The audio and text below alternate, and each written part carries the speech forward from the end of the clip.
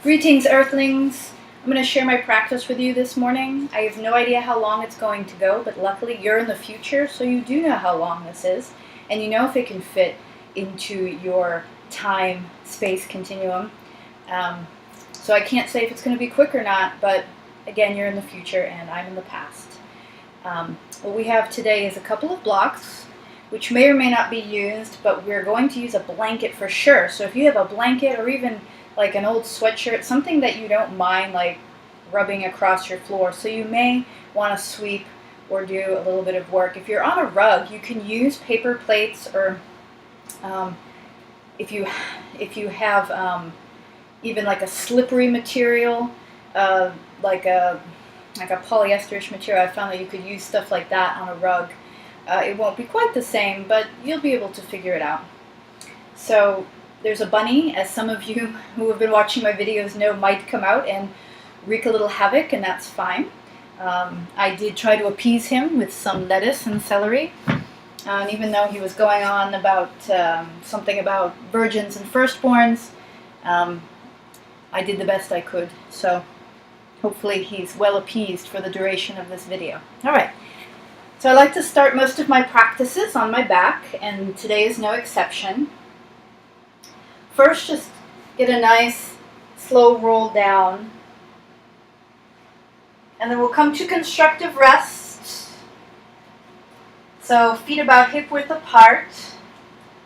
Now you could measure your hips with the actual lateral portion where the flesh is, or you could measure your hips by the two bony protrusions in the front, which is more accurate, more anatomically accurate. And then from this position, just see what it's like to press your feet into the ground and then release that pressure. And as you do it, coordinate breath. So release the pressure on an inhale, and as you exhale, ground your feet. You may find that the back of your pelvis, or the whole back of your body, becomes lighter when you ground your feet. You're naturally pressing into the feet, you're creating a whole chain of reaction in the muscles, sometimes as far as the head or neck, right? So from here we'll do a few pelvic tilts. So as you inhale, just let the body naturally arch the spine, and then as you exhale, let the body naturally work with gravity. And if you look at the video, you don't ever want to mimic the exact position. So somebody who does not have a naturally deep lumbar curve, maybe the bones of the spine point downward a little more for some of you, or there's just some restriction or whatever, it doesn't matter. Not everyone can arch their spine like I can in the low spine. So what you're just going for is a nice opening from middle to out, and then exhale, collecting in and down. So you're not really purposely arching the spine, but you're letting the breath do it. And over time, as I breathe, I find that my body movements get more and more subtle, because I'm not trying so hard. And then the next time you inhale, you may grab the sides of your mat. You can tuck your fingers under, thumbs on top. And then when you exhale, let the belly draw, but then deepen the muscles of the belly towards the floor and pick up your feet like a centimeter. Maybe not even a centimeter. Inhale, take it down.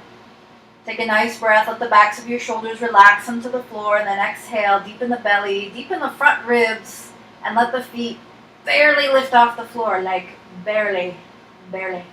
And then inhale, come down. Repeat this a few times, and maybe you get to the point where your feet are so close to the floor that you still feel like the skin. You might feel the repelling of your molecules or whatever.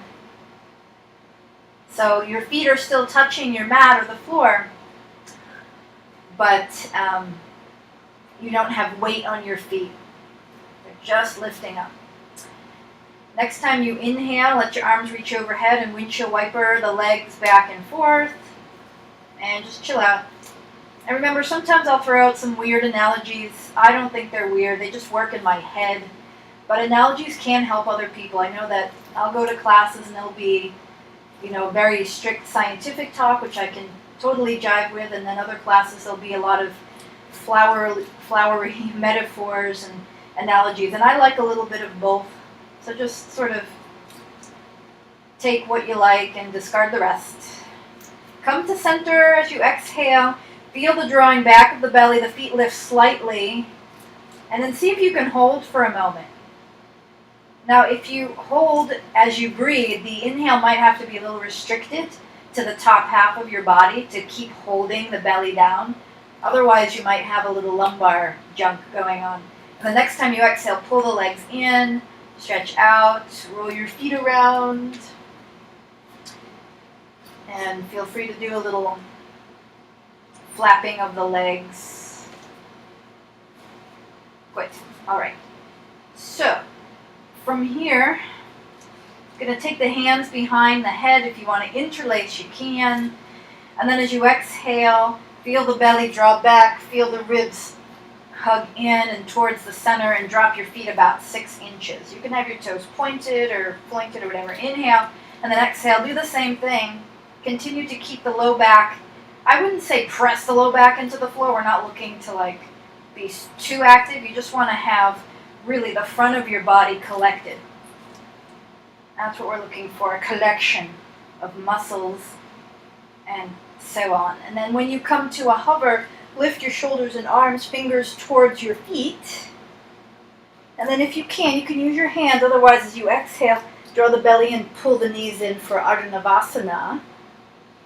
And then watch and notice if you tend to slouch, especially if the belly pushes back into the body, and try to lift the lower abdomen up.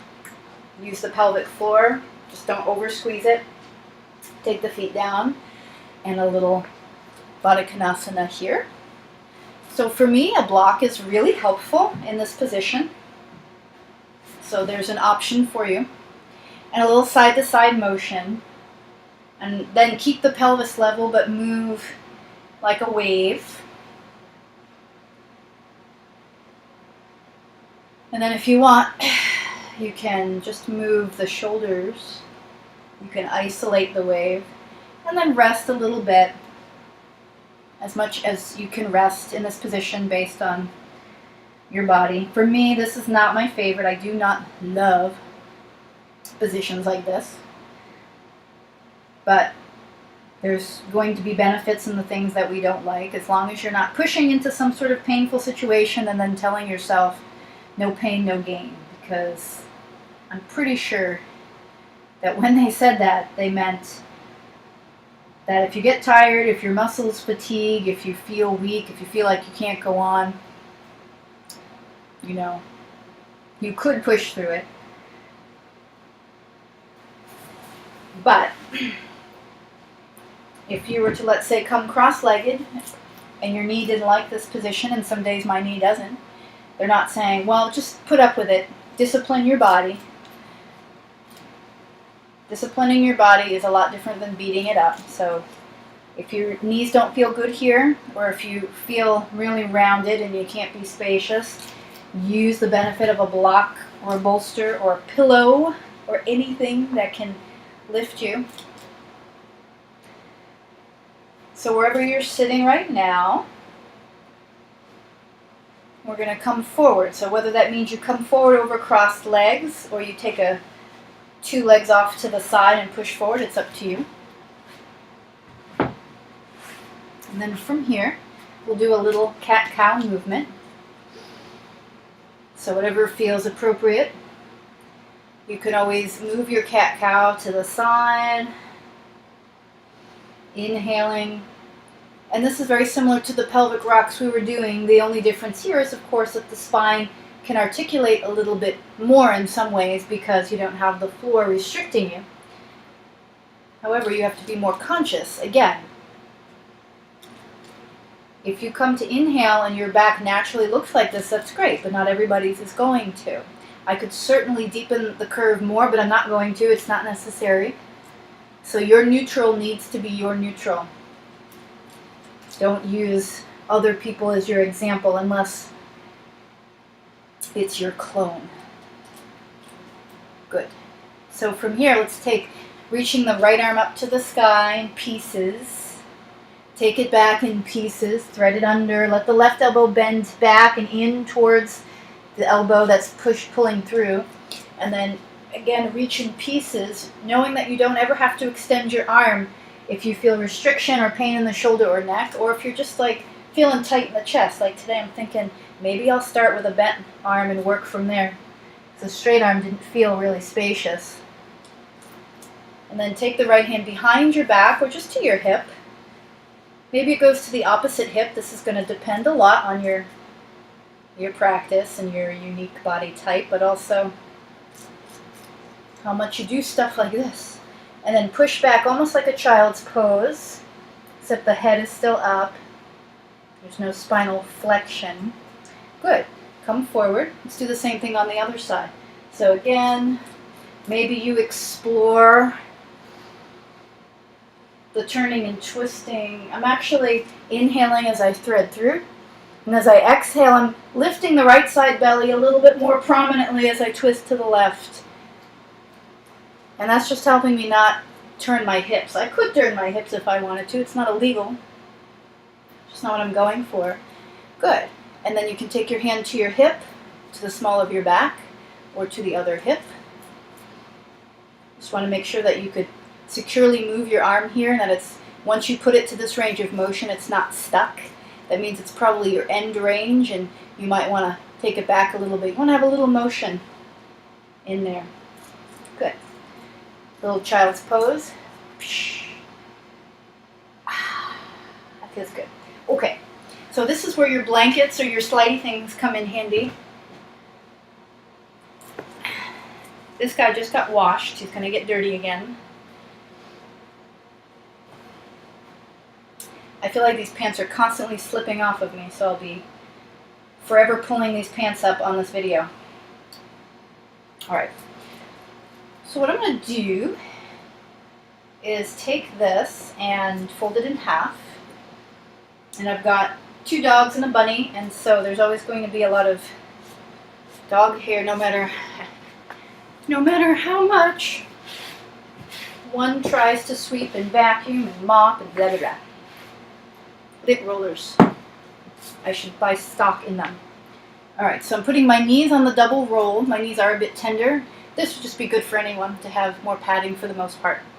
Alright, so my hands are a little wider than my shoulders, and I do this because I know that I have a little bit of an angle here.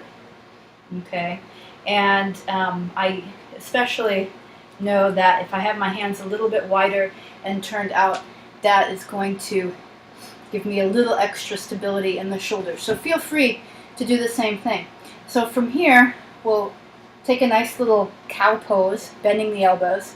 Notice I'm not collapsing my weight in the outer hands. I'm pressing through the whole rim of the palm. And then as I exhale and I gather some stability in the spine and the core, I let the arms go out. Inhale. And then exhale, find the stability, and then pull in. Inhale and pause. Exhale, lift up, push out. Inhale. This part is the hardest actually. And then exhale, at least for me, pull in.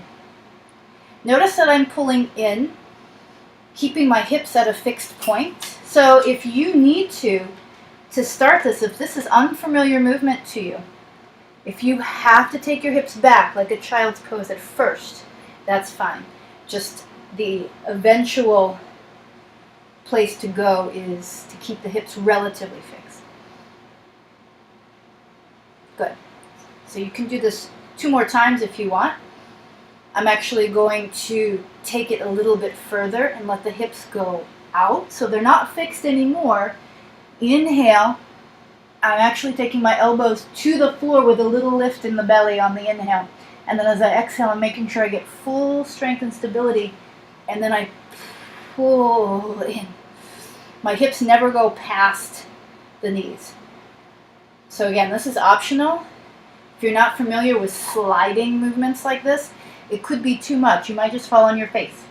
It's okay, I'm not laughing. Inhale, Exhale. Très bien. Okay. So from there, we're going to lie on the mat now. And we're going to get into an area that doesn't get strengthened too often in yoga, which is the hamstrings. But you can't really just isolate those, right? So your calves are going to work. They might even cramp up a little bit, and the glutes are going to work because there's going to be some hip extensions. So just kind of have fun with it. This is something that I used to do with an exercise ball. So you could do that if you have an exercise ball. All right, so here we go. So I'm lying with my bum as close to the fold of the mat as possible. And I'm going to start with my feet as close to my bum as possible. Now you can do different things. You can grab the sides of your mat like we did earlier, which is what I'll do, or you can have your arms out to the side, but I'm going to grab. And as I exhale, I'm going to draw the belly in, let the legs go out. Inhale, and then exhale back in. So test that out a few times. You might be surprised how much it feels like work.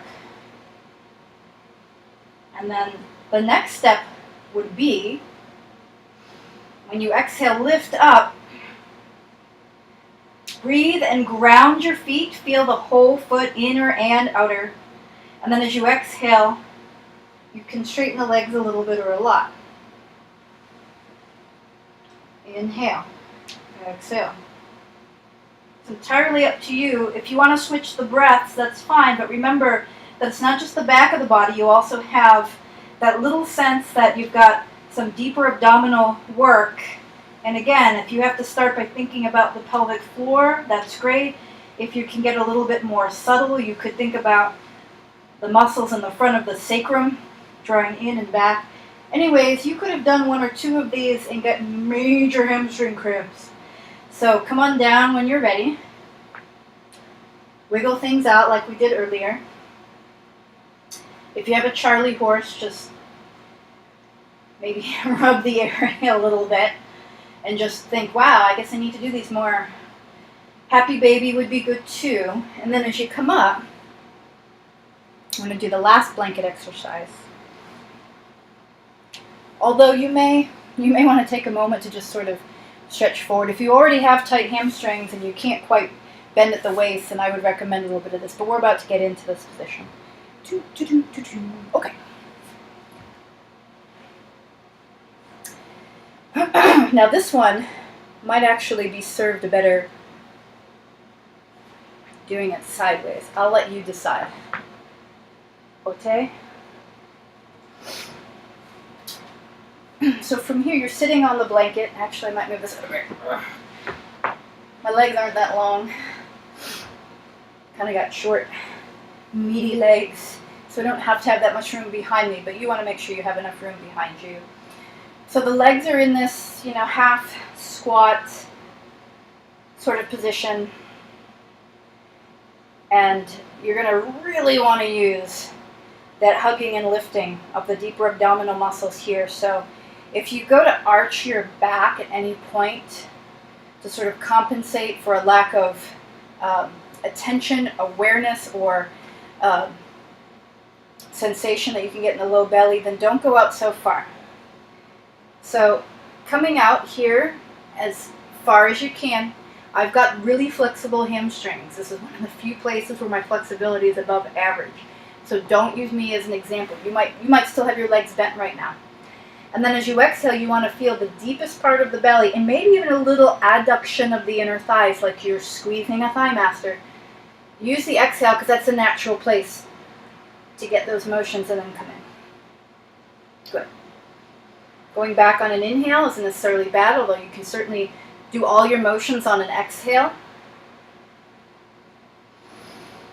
And then exhale back. Now, of course, you don't need hands. You could be like a genie.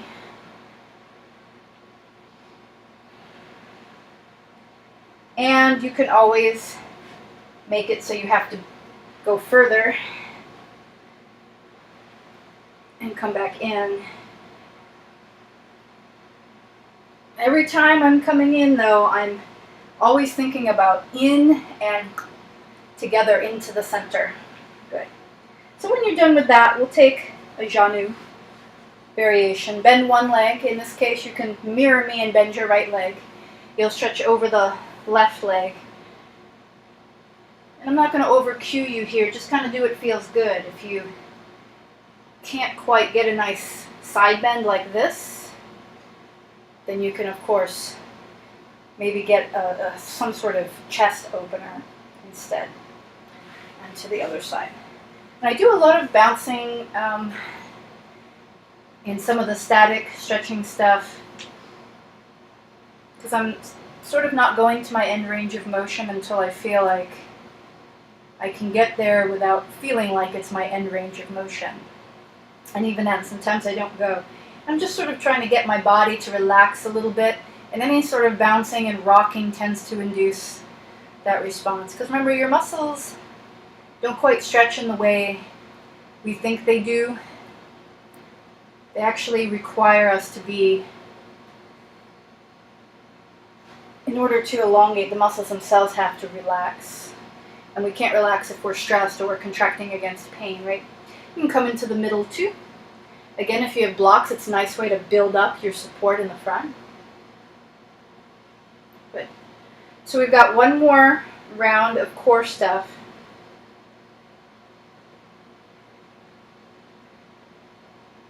I'm just pretending I've got something there, apparently. And of course, don't forget that in yoga, you can do other things with your feet other than dorsiflexion. So you can floint, which is pointing the foot and flexing or just splaying the toes. You can point your toes. You can work an inner sort of supination here, which is getting into my ankles now. Now I feel a stretch in my ankle and the sides of my shin. Foot position is really everything when it comes to getting things in the lower body to activate or deactivate. Okie dokie. So one of my favorite things to do, you may or may not like this, and guess what, I don't care. I mean, you know, I care about you, but I don't care if you like what I'm about to do. So, if you go to yoga and you're like, oh, I hope we do some hip openers today. Hip open, I don't even know what that means. I think it's a misnomer. I have my ideas about that. But it's all well and good to open up.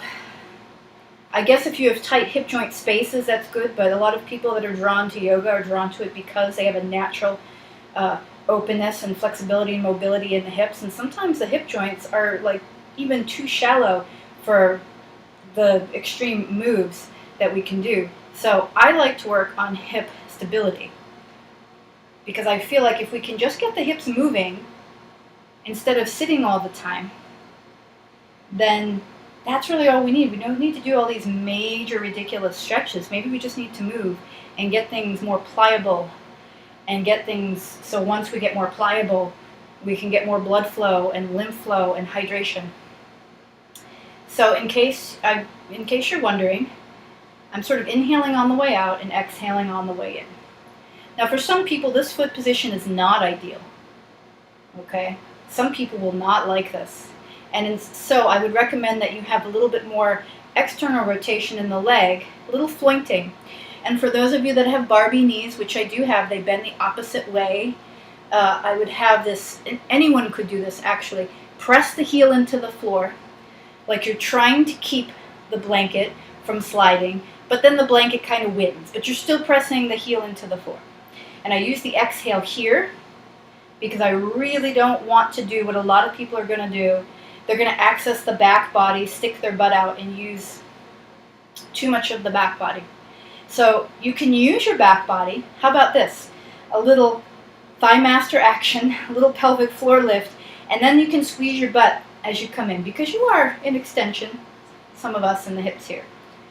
So after you do a few of these, if I was wrong and you do like these, then yay.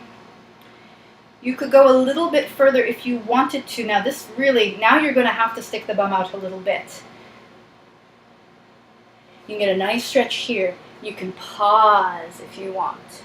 If this does not apply to you and nice stretch are not the words you're using right now, find some support usually just on top of the knee and the lower inner thigh. Okay? You can have bigger support than this. You could have a whole, like, person underneath you if you need to. I have a little wiggle room in the hips, so I'm not stuck, so that means I'm not working in a place that's sort of pulling things apart. So you want to make sure your hips have some wiggle room. I could go lower, but then I couldn't wiggle my hips. Then I would be starting to pull things apart too much in the front of the hips. Good. This feels great. I could be here for a really long time. What I'm going to do is take out the block. You can keep your hands down because this is lower than you've gone the entire time. Or you could work a little bit of strength here.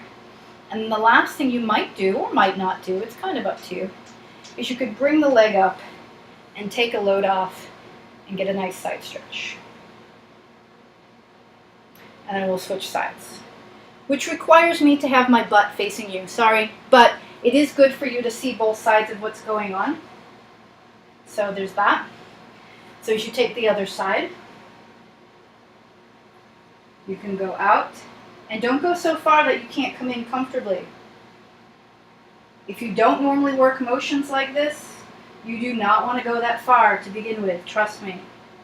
If you start to feel any searing sensations in the back here or in the groin area, you want to cease and desist, or just go in such a small range of motion that you don't feel that positioning. Fix your foot position if you need to.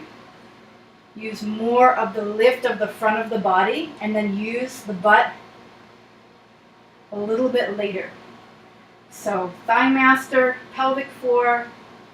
If I forget to use my pelvic floor, which I did when I was talking to you for the first two, I was getting the sensation in the front of my hip, and I'm like, oh, wait a second. I was trying to push out too much. So there's that there. Okay, so now we can go out nice and stretched and straight.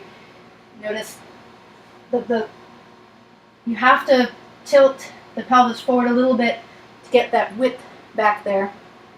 I'm not going to sit here with my butt to you this whole time, so I'm just going to do this sideways, but you get what I'm saying. Take the block underneath you if you need to. You can have your hips high or low and just check it out. You can relax your head. If you feel anything in the inner groins where the legs connect to the hip, you may, again, cease and desist or take your hips much higher. You can use your hands or not. Come on out, take a load off.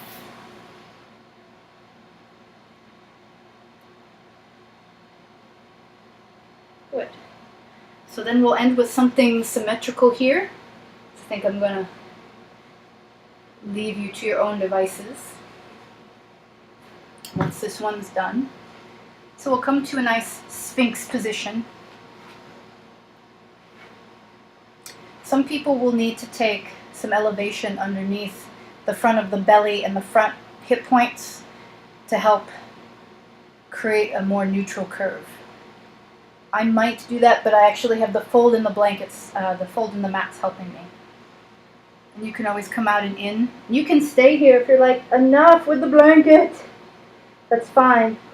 You could, however, exhale, and as you exhale, you feel the abdominals deepen. You might feel that the tip of the pubis points down towards the floor more, and then you could slide the blanket in. Notice that my elbows didn't splay out super wide. They wanted to. My body wanted to access different muscles to do it because the ones that I'm trying to access aren't as strong. Exhale, belly. And so basically, when my arms did this, they wanted to access the backs of my shoulder blades and those muscles because they do tend to be stronger or at least more accessible for us. But if you hug in, like you're going to create a wrinkle in the middle of your blanket, and you might, use the belly to start and then try to keep the arms as parallel as possible. You're going to find that you get into some of these muscles. You get some rotator cuff and serratus, and then of course you're going to use your triceps in a different way. Those can be really helpful for shoulder stability strength in general. Again, maybe doing all those extreme shoulder movements aren't, all that stretching stuff isn't what's getting to get your shoulder mobile. Maybe just using your arms and your shoulders in different ways will help. Okay, so you can do this as much as you want or as little as you want. I would say take some time to relax and rest. If you're ending now and this is it, then you could sort of let the toes turn in a little bit, wiggle the hips. There's nothing wrong with a belly down Shavasana. I offer it sometimes in classes. But you can flip over. And if you think skipping Shavasana is a good idea, I would say, no, don't do that. Go to your back. And even if you just lay quietly for 60 seconds and just sort of breathe and, well, don't sort of breathe, actually breathe. And try to really stay mentally within your body just for a minute.